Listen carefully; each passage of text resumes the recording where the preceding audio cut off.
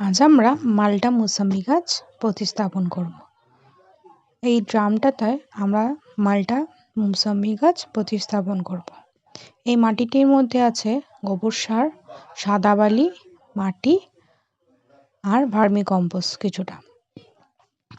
দেখুন আমরা মাটি অলরেডি ভরছি। মাটি ভরার পরে কিছুটা মাটি দিলাম, তারপরে দিলাম আমাদের পাতা পচা, সবজি পচা কিছু জিনিস। তারপরে আমরা গাছটাকে প্রতিস্থাপন করব।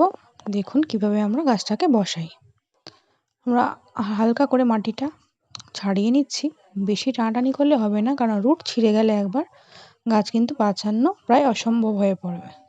এটা আমাদের মাল্টা মৌসুমী গাছ, আমরা একটা নার্সারি থেকে কালেক্ট করেছি।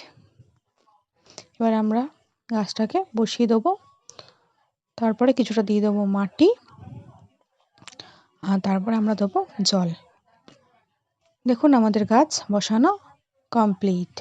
এটা আমাদের মাল্টা মৌসুমী গাছ।